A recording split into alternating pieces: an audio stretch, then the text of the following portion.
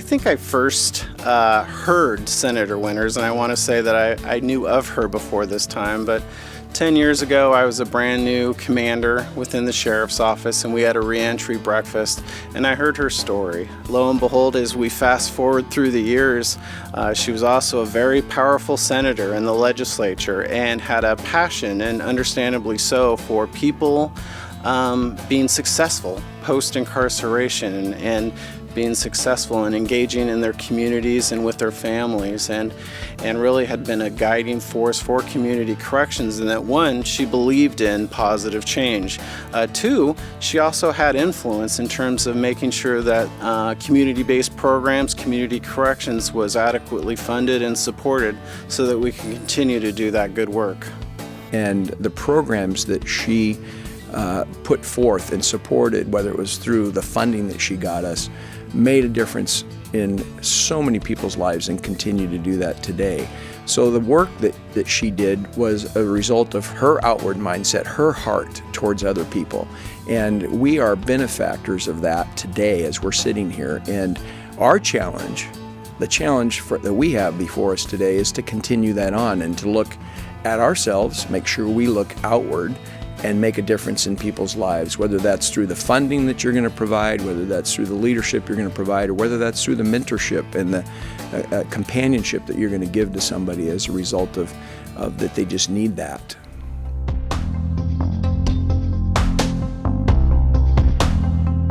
I think that sometimes people look at a person on paper and they think that they're just a lost cause, or that they're not fixable, or that they're not worth anything. And without help from the community in changing these people, that's exactly what they're going to be.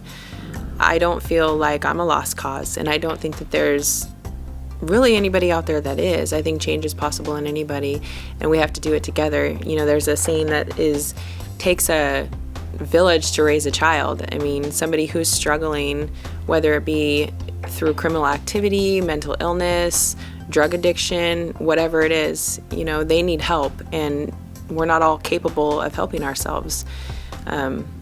There's no cookie cutter version of a person and how they're supposed to act. Part of the MCRI efforts is also to educate our community and to show them that our clients are not just, you know, their criminal history. They're people, they're someone's son, daughter, mom, dad, and just understand that there's people and there's history, and we're just trying to help them overcome some of the barriers that they have had. And I think we're so lucky to be in Marion County because there's so many people that are open-minded and want to give people second chances. Several employers are doing that, and it's just, I think it takes a community to work together to accomplish what we're trying to accomplish. I was pretty insecure growing up. I didn't know who I was, where I wanted to be in life, what I wanted to do with my life. I was struggling trying to find any sort of anything from anybody that would make me feel good. And I got hooked up with the wrong guy and got hooked on drugs for fun, I think, at first. And then it just kind of took off from there. And then one thing led to the next. And I just kind of spiraled out of control. So this last time that I was arrested, I had some pretty devastating stuff happen in my life. I had been off the drugs and out of criminal life for at least 11, 12 years, if not more. My life was starting to look up. I thought everything was going great, and then I had some marital problems that really kind of sucked me down quick. Instead of having any sort of idea on how to deal with them, I turned back to a familiar friend that helped me numb the pain and got sucked up in that whole life again.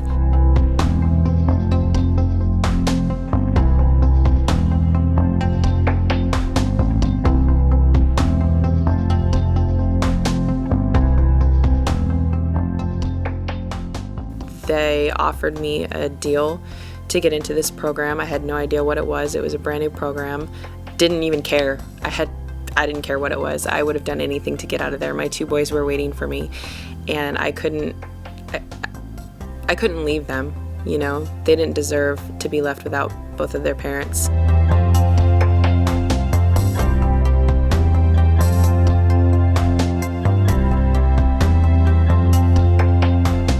And being taken away from your parent, it causes a lot of damage to these children. So it's really about keeping the family intact versus a parent going to prison for 24 months or 36 months. That's a long time out of that child's life. So what we want to do with our clients with the prison diversion program is to offer them services and wraparound services on the front end so they can be successful and not enter prison. So we have anything from alcohol and drug treatment, mental health services, parenting services, parenting coaches, employment services, education services. So it's really what we do is we do assessments on our clients and we see what their needs are, and then we start plugging them into services to assist them with that reentry. Our job is really to be that cheerleader, so to speak, and to provide them with opportunities that they don't know where to go, and to access the resources in this community, which are tremendous for individuals. And we have a plethora of people and community and businesses that want to help. We have a very strong community here in Marion County. And the support of having a mentor in the program was amazing. You know, I've never really had somebody that I could call and get any sort of advice from, or just talk to about my problems, or if I needed help finding clothes for an interview or whatever it was. You know, it was nice to have that there. The POs spend a lot of time just building that rapport, bonding with the clients, because I think if you have a good working relationship, it's going to benefit the client immensely. Wendy's amazing. I can't emphasize that enough. She was literally my saving grace in all of this. She lifted me up when I needed to be lifted up, put me in my place when I needed it, which wasn't super often because I pretty much walked a fine line. I had heard so many stories about her and and how strict she was, but again, didn't care because I was determined to make my life better. And she was always there when I needed her to, and still is there. You know, even when I call and have a question, she's still there for me. So it was a huge part of getting where I'm at today. She was motivated. She had that passion for her children. She really wanted to be successful. She didn't want to be incarcerated. She had a few things that she needed to work on, but I think the motivation to be able to be with her children and not incarcerated was her driving force. And so I had to work through all of that shame and that guilt and just kind of come to terms with the fact that, you know, this is what happened, and it's what I do now that matters, because I'm not my mistake. I made a mistake, and there's a difference between the two. She's super optimistic. She has a great outlook on life. Very honest person. That people make mistakes, that doesn't make me a bad person. That, you know, life throws you lemons sometimes, and, you know, you don't always make the same, like, you don't make the right choices sometimes, and awful things happen to good people, and I'm not a bad person, and change is possible for sure. I'm doing everything I can on a daily basis to make my life better and to follow the rules and the laws and to show my kids that, you know, that there's more out there for everybody. You just have to want it. As a community, we can always have a belief that we believe people can change, and that people who had made mistakes, who had engaged in criminal activity, can return to our community and be positive, productive citizens, knowing that these are the very same people who we know. We've all known somebody who's had an addiction issue, who's gotten in trouble. These are our sisters, these are our brothers, these are our parents, these are our neighbors. And as a community, we can always support them, not condone future criminal behavior, but actually support them as they're trying to make positive change. I believe the leadership and the community as a whole has supported transition and reentry services in our community for a very long time, and every year I see it grow, and I see the individuals who participate in it and community members pull together more.